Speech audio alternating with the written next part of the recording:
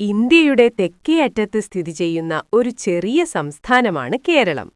വടക്ക് തലപ്പാടി മുതൽ തെക്ക് കളിയിക്കാവിള വരെ കേരളം നീണ്ടുകിടക്കുന്നു.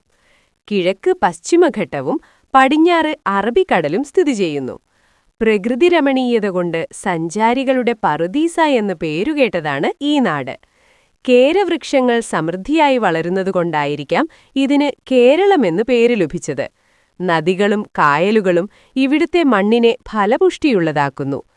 കുട്ടനാടും പാലക്കാടും കേരളത്തിന്റെ നെല്ലറ എന്ന് പേരുകേട്ടതാണ്. കൊച്ചി തുറമുഖം അറബിക്കടലിന്റെ റാണി എന്ന പേരിൽ അറിയപ്പെടുന്നു. അതിപുരാതനമായ ആലപ്പുഴ നഗരം കിഴക്കിന്റെ വെനീസ് എന്ന പേരിൽ അറിയപ്പെടുന്നു. കേരളത്തിന്റെ തിരുവനന്തപുരമാണ് തലസ്ഥാനം. അത് നല്ലൊരു വിനോദസഞ്ചാര കേന്ദ്രം കൂടിയാണ്. പ്രസിദ്ധ വന്യജീവി സങ്കേതമായ തേക്കടി കേരളത്തിലാണ്. പൂരങ്ങളുടെ നാടായ തൃശൂരാണ് കേരളത്തിന്റെ സാംസ്കാരിക തലസ്ഥാനം. തെങ്ങ്, നെല്ല്, റബ്ബർ, കുരുമുളക്, കാപ്പി, ഏലം, തേയില മുതലായവയാണ് കേരളത്തിലെ പ്രധാന കൃഷികൾ. നാനാജാതി മതസ്ഥരായ ആളുകൾ സൗഹാർദ്ദത്തോടുകൂടി ഇവിടെ വസിക്കുന്നു. മലയാളമാണ് ഇവിടത്തെ ഭാഷ. അതുകൊണ്ട് ഇവിടത്തെ മലയാളികളെന്നറിയപ്പെടുന്നു. ജനങ്ങൾ ഓണം കേരളത്തിന്റെ ദേശീയ ഉത്സവമാണ്. പ്രസിദ്ധമായ കഥകളി കേരളത്തിന്റെ തനതു കലാരൂപമാണ്. പ്രസിദ്ധരായ പല മഹാന്മാർക്കും ജന്മം കൊടുത്ത പുണ്യഭൂമിയാണ് കേരളം. 38,864 ചതുരശ്ര കിലോമീറ്റർ വിസ്തൃതിയുള്ള കേരളത്തിന്റെ ജനസംഖ്യ 290.98 ലക്ഷമാണ്. തെക്കുപടിഞ്ഞാറൻ മൺസൂൺ കേരളത്തെ ഫലഭൂയിഷ്ഠമാക്കുന്നു. ഈ കൊച്ചു ഹരിതസുന്ദരി സാംസ്കാരികമായും കലാപരമായും വിദ്യാഭ്യാസപരമായും എന്തിന് രാഷ്ട്രീയമായും ഇന്ത്യയിലെ മറ്റ് സംസ്ഥാനങ്ങളിൽ നിന്നും വളരെ വ്യത്യസ്തയാണ്. അതുകൊണ്ടുതന്നെയാണ് കേരളം മുഴുവനും വിനോദസഞ്ചാരികളെ ആകർഷിക്കുന്നത്. ലോകത്തിലെ അതിമനോഹരമായ 50 വിനോദസഞ്ചാര കേന്ദ്രങ്ങളിലൊന്നാണ് കേരളം. ആഗോളതലത്തിൽ പ്രിയപ്പെട്ട വിനോദസഞ്ചാര മേഖലകളിൽ മുൻനിരയിലാണ് കേരളം. ഭൂമിശാസ്ത്രപരമായ സവിശേഷതകളാണ് ഒരു പ്രധാന കാരണം. അമൂല്യമായ ജൈവ വൈവിധ്യങ്ങളുടെ സാന്നിധ്യം മൂലം ലോക പൈതൃക പട്ടികയിൽ പോലും ഇടം പിടിച്ചു. പശ്ചിമഘട്ട നിരകൾക്കും അറബിക്കടലിനുമിടയിലെ സ്ഥാനം തന്നെ കേരളത്തെ അനന്യമാക്കുന്നു. സുഗന്ധവിളകളുടെ വ്യാപാരത്തിനായി കേരളം അതിന്റെ തീരപ്രദേശത്തെ ഉപയോഗപ്പെടുത്തി വന്നിട്ട് നൂറ്റാണ്ടുകളായി. ഈ വാണിജ്യബന്ധമാണ് കേരളത്തെ ആദ്യമായി ലോകശ്രദ്ധയിലേക്ക് ഉയർത്തിയത്. ഇന്ന് കേരളീയരുടെ ഉയർന്ന സാക്ഷരതാ നിരക്കും ജീവിത നിലവാരവും രാജ്യത്തിനകത്തും പുറത്തും പ്രശംസ പിടിച്ചുപറ്റുന്നു. ഈ അഭിവൃദ്ധിയിലും നമ്മുടെ പഴമയും ഭാവി വികസനവും തമ്മിൽ ഒരു സുന്ദര സമന്വയത്തിന് ഇടം കണ്ടെത്താറുണ്ട്.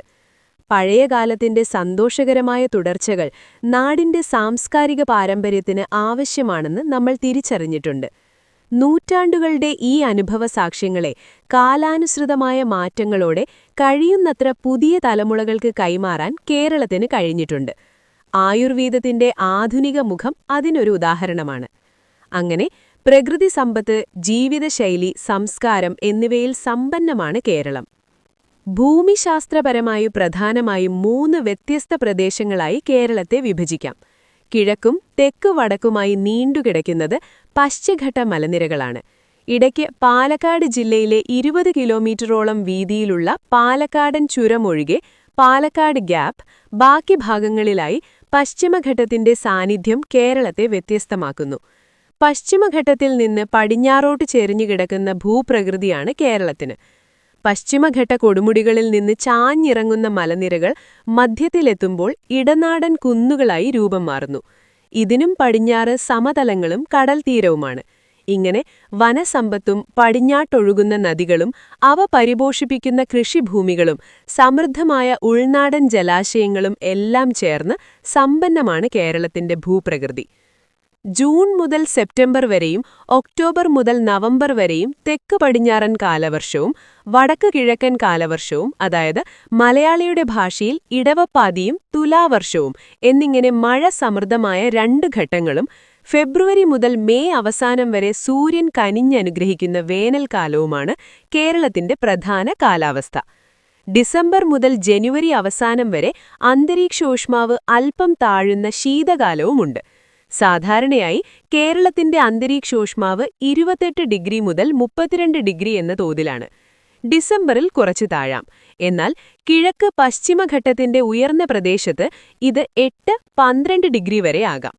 പൊതുവെ തീരപ്രദേശത്തായാലും ഇടനാട്ടിലായാലും വലിയ ഉയർച്ച താഴ്ചകളില്ലാത്ത അന്തരീക്ഷ താപനില വർഷത്തിൽ എല്ലാ സമയത്തും സന്ദർശകർക്ക് ആസ്വാദ്യകരമാകും.